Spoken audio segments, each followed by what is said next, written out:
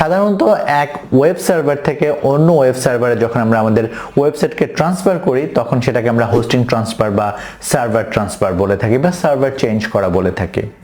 আসসালামু আলাইকুম, আমি রাজীব আর আজকের ভিডিওতে আপনাদের সাথে শেয়ার করব কিভাবে আপনারা আপনাদের ওয়েবসাইট এক হোস্টিং থেকে অন্য হোস্টিংয়ে ট্রান্সফার করবেন এবং একদম সিঙ্গেল মিনিট আপনার ডাউন টাইম থাকবে না, অর্থাৎ আপনার ওয়েবসাইটটা লাইভ থাকবে পুরো সময়টাতে, কিন্তু আপনি আপনার হোস্টিংটাকে চেঞ্জ করে ফেলবেন।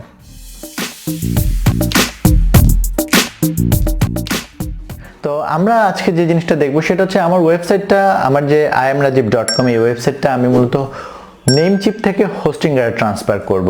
পুরো প্রসিডিউরটা আপনাদেরকে দেখাবো এবং পুরো ওয়েবসাইটটা লাইভ থাকবে, কোনো ডাউন টাইম থাকবে না, কিন্তু আমরা হোস্টিং চেঞ্জ করে ফেলবো। আপনি পুরো স্টেপগুলো ফলো করবেন, বেশ কিছু স্টেপ রয়েছে। আমি হোস্টিংয়ার ব্যবহার করছি, এর অন্যতম প্রধান একটা কারণ হচ্ছে হোস্টিংয়ার অনেক বেশি চিপ এবং আমি সেম টাকায় নেমচিপ থেকে হোস্টিংয়ারে একটু বেটার সার্ভিস পাবো, সেজন্য আমি হোস্টিংয়ারে চলে যাচ্ছি।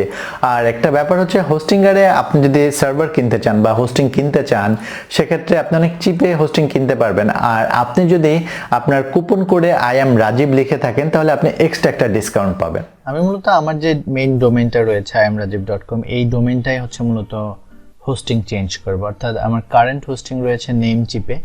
আমরা নেমচিপ থেকে আমি এটাকে ট্রান্সফার করে নিব হচ্ছে হোস্টিংয়ারে। তো আমরা প্রথমে যে কাজটা করব সেটা হচ্ছে মূলত আমরা আমাদের এই সাইটটাকে চেক করে নিব যে আমাদের এই সাইটটা আসলে কোন সার্ভারে আছে।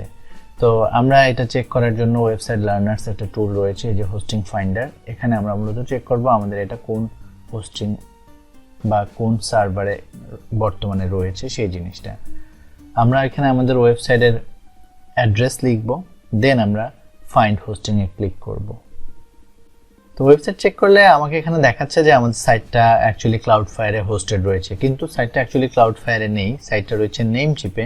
ক্লাউডফায়ার দেখাচ্ছে বিকজ আমি ক্লাউডফায়ার ফ্রি SSL ব্যবহার করছি আমার ওয়েবসাইটের জন্য, সেজন্য এখানে ক্লাউডফায়ার দেখাচ্ছে। তো আমাদের এই টোটাল প্রসিডিউরটাকে আমরা মূলত 5টা স্টেপে বিভক্ত করেছি। স্টেপ 1-এ হচ্ছে মূলত আমাদের যে কারেন্ট হোস্টিং প্রোভাইডার রয়েছে, আমার ক্ষেত্রে নেমচিপ, আপনার ক্ষেত্রে অন্য কেউ হতে পারে, সেখানে আমরা আমাদের সাইটটা এখন যে জায়গায় হোস্টেড আছে সেই সি প্যানেলে আমরা লগ ইন করবো। সেখানে আমাদের ফাইলগুলোকে আমরা ডাউনলোড করে আমাদের কম্পিউটারে রাখবো। সেম একইভাবে আমরা আমাদের যেই ডেটাবেস রয়েছে, আমরা আমাদের ডেটাবেসকেও ডাউনলোড করে আমাদের কম্পিউটারে রাখবো। তো আমার এখনকার কারেন্ট হোস্টিং প্রোভাইডার নেমচিপ, আমি নেমচিপের ব্যাকএন্ডে লগ ইন করে নিচ্ছি। লগ ইন করার পর এখানে আমি আমার সবগুলো ওয়েবসাইট দেখব। তো আমরা মূলত আমার যে কারেন্ট ওয়েবসাইটটা রয়েছে অর্থাৎ ImRajib.com সেই ওয়েবসাইটটাতে যাব এবং এখানে সবগুলো ফাইল আমরা প্রথমে সিলেক্ট করব। সিলেক্ট করার ক্ষেত্রে আপনি হচ্ছেন যে ফাইলগুলো আপনার রয়েছে সেই ফাইলগুলো আপনি দরকার নেই যে ফাইলগুলো, সেগুলোকে ডিসিলেক্ট করে দিচ্ছি এবং আমরা এটাকে একটা জিপ ফাইল করে নেব। তো জিপ করার জন্য আপনি রাইট ক্লিক করতে পারেন অথবা এখানে যে কম্প্রেস অপশনটা রয়েছে সেখানেও ক্লিক করতে পারেন। তো আমি রাইট ক্লিক করছি এবং এখানে কম্প্রেস অপশনে ক্লিক করলাম। কম্প্রেসে ক্লিক করার পর জিপ সেট করে আমরা এখানে চাইলে আমাদের মন মতো যে কোনো একটা নাম আমরা এখানে দিতে পারছি। তো এখানে ধরুন আমরা একটা নাম দিয়ে দিচ্ছি, নাম দিয়ে মূলত কম্প্রেসে ক্লিক করব। আমরা ফাইল কম্প্রেস হচ্ছে, ফাইল যখন কমপ্লিট 100% কম্প্রেস হয়ে যাবে তখন আমরা এখানে দেখতে পাবো যে আমাদের ফাইলটা 100% কম্প্রেস হয়েছে। তারপর আমরা এটাকে মূলত ডাউনলোড করে নেব।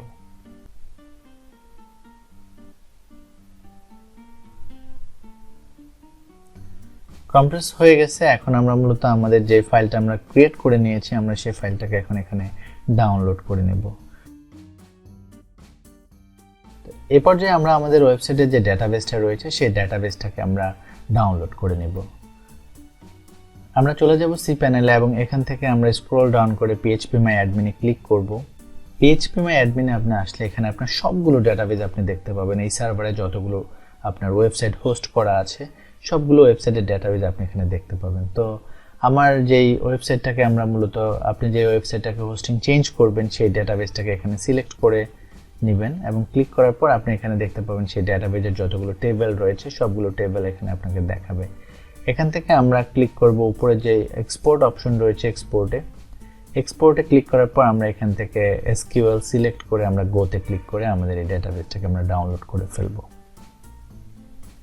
এবং এটাকে আমরা আমাদের যে কম্পিউটারে আমরা আমাদের কম্পিউটারে এটাকে যে কোনো একটা ফাইলে সেভ করে রাখবো যাতে পরবর্তীতে আমরা এটা ব্যবহার করতে পারি।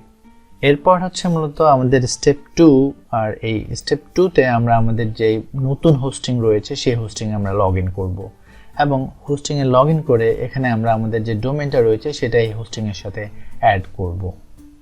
তো আমি হোস্টিংয়ার ব্যবহার করছি, আমি হোস্টিংয়ারে কিভাবে করবেন সেটা দেখাচ্ছি। এখানে আমরা হোস্টিংয়ারে কিভাবে আপনি কাজটা করতে পারেন আমরা এখন সেই জিনিসটা দেখব। তো এক্ষেত্রে আপনাকে ক্লিক করতে হবে অ্যাড ওয়েবসাইট, দেন আপনি এরকম একটা ইন্টারফেস দেখবেন। এখানে আপনার ডোমেইনটাকে আপনার লিখতে হবে এবং এখানে একটা পাসওয়ার্ড দেবেন। এই পাসওয়ার্ডটা হচ্ছে মূলত আপনার ডোমেইনের যেই এফটিপি রয়েছে সেই এফটিপির পাসওয়ার্ড। সো এই পাসওয়ার্ডটা আপনি যে কোনো জায়গায় সেভ করে নিতে পারেন। আমরা অ্যাডে ক্লিক করব, আমাদের ওয়েবসাইটটা মূলত অ্যাড হয়ে গেছে। এখন আমরা মূলত ম্যানেজে ক্লিক করব। সো ম্যানেজে ক্লিক করার পর আমরা সরাসরি চলে যাব হচ্ছে মূলত আমাদের যেই ডোমেইনটা রয়েছে সেই ডোমেইনটার সি প্যানেলে এবং এখানে আমরা আমাদের অন্যান্য যে অপশনগুলো রয়েছে সেগুলো দেখতে পাবো। আমরা চলে যাব ফাইল ম্যানেজারে।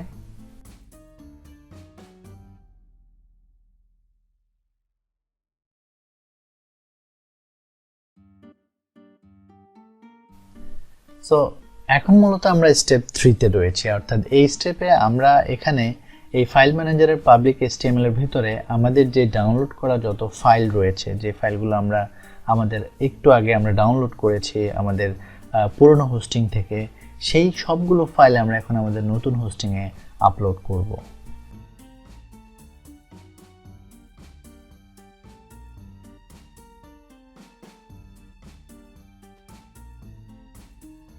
ফাইল আপলোড করার পর আমরা এখন ফাইলটাকে এক্সট্রাক্ট করব। তো আমরা যেহেতু জিপ ফাইল আপলোড করেছি আমাদেরকে এক্সট্রাক্ট করতে হবে। এক্ষেত্রে আমরা ফাইলটা সিলেক্ট করে এক্সট্রাক্টে ক্লিক করব এবং আমরা ফাইলটা যেখানে এক্সট্রাক্ট করতে চাচ্ছি নিচে এক্সট্রাক্ট বাটনে ক্লিক করার পর ফাইলটা এক্সট্রাক্ট হয়ে যাবে। সো ফাইলটা এক্সট্রাক্ট হয়ে গেছে। এখানে আমরা মূলত আমাদের যতগুলো ফাইল রয়েছে দরকারি সবগুলো ফাইল আমরা এখানে দেখতে পাবো। এখন আমাদেরকে এটাকে মূলত মুভ করে পাবলিক HTML এর ভিতরে নিয়ে যেতে হবে। মুভ করার জন্য আমরা ফাইলটাকে সবগুলো ফাইল একসাথে সিলেক্ট করব, উপরে সিলেক্ট বাটনে ক্লিক করে দেন আমরা এখানে মুভ বাটনে ক্লিক করব, করে আমরা এটাকে মুভ করে দেব আমাদের পাবলিক HTML এর ভিতরে। সো সবগুলো ফাইল মুভ হয়ে গেছে। সো আমরা এখন স্টেপ 4-এ চলে আসছি, আর স্টেপ 4-এ আমাদেরকে মূলত একটা ডাটাবেস ক্রিয়েট করতে হবে এবং আমাদের যে পুরনো ডাটাবেসটা আছে সেই ডাটাবেসটাকে এই নতুন ডাটাবেসে আপলোড করতে হবে। তো এই ক্ষেত্রে আমরা চলে যাব আমাদের ডাটাবেস সেকশনে এবং এখানে আমরা MySQL ডাটাবেসে চলে যাব এবং এখানে আমরা একটা নতুন ডাটাবেস ক্রিয়েট করব। এখানে আমরা আমাদের ডাটাবেসের নাম দিব, ডাটাবেস ইউজার নেম দিব এবং ডাটাবেস পাসওয়ার্ড দিয়ে আমরা ক্রিয়েট ডাটাবেসে ক্লিক করব। আমরা ডাটাবেস ক্রিয়েট করে ফেলছি। এখন আমরা ইন্টার PHP মাই অ্যাডমিনে ক্লিক করে আমাদের ডাটাবেসের ভিতরে যাব এবং ডাটাবেসে ঢোকার পর আমরা এরকম একটা ইন্টারফেস দেখতে পাবো যেটা আমরা একটু আগে দেখেছি। এখানে আমরা মূলত আমাদের পুরনো যে ডাটাবেসটা আছে সেটাকে ইম্পোর্ট করব। ক্লিক করব ইম্পোর্টে, দেন চুজ ফাইলে ক্লিক করে আমরা আমাদের পুরনো ডাটাবেসটাকে সিলেক্ট করে আমরা এখানে ওপেনে ক্লিক করলে আমাদের সেই ডাটাবেসটা এখানে চলে আসবে এবং আমরা এখানে গোতে ক্লিক করলে আমাদের ডাটাবেসটা আপলোড হয়ে যাবে আমাদের এই নতুন ডাটাবেসে। সো আমাদের ডাটাবেস আপলোড হয়ে গেছে। আপনি দেখতে পাচ্ছেন সবগুলো টেবিল এখানে রয়েছে। আমাদের ডাটাবেসে যে যে টেবিলগুলো ছিল সবগুলো টেবিল এখানে রয়েছে। সো আমরা ডাটাবেস আপলোড করেছি এবং আমাদের ফাইলগুলো আপলোড করেছি, কিন্তু আমরা নতুন ডাটাবেসটাকে আমাদের এই যেই সাইটটা রয়েছে সেই সাইটের সাথে কানেক্ট করিনি। স্টেপ 5-এ আমরা মূলত এখন আমাদের এই ডাটাবেসটাকে এই সাইটটার সাথে কানেক্ট করব। ডাটাবেসকে কানেক্ট করার জন্য আমাদের চলে যেতে হবে ফাইল ম্যানেজারে, আর ফাইল ম্যানেজারে আসার পর আমরা এরকম একটা ইন্টারফেস দেখব এবং এখানে আমরা wp config যে ফাইলটা রয়েছে সেই ফাইলটাকে আমরা এডিট করব।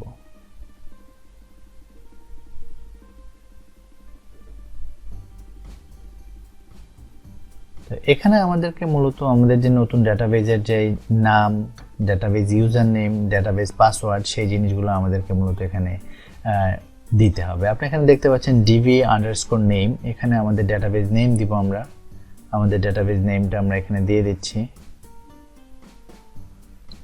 একইভাবে আমরা database user name, database password এবং টেবিল প্রিফিক্সটা দিয়ে আমরা সেভে ক্লিক করব।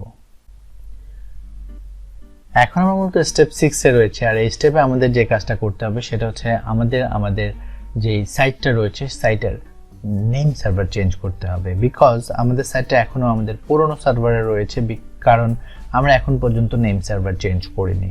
নেম সার্ভার চেঞ্জ করার জন্য আমাদের যে কারেন্ট হোস্টিং প্রোভাইডার রয়েছে তাদের নেম সার্ভার আমাদের যে ওয়েবসাইটটা রয়েছে, আমাদের যে ডোমেন প্রোভাইডার রয়েছে সেখানে গিয়ে আমরা নতুন ওয়েবসাইটের বা নতুন হোস্টিং প্রোভাইডারের নেম সার্ভার অ্যাড করতে হবে।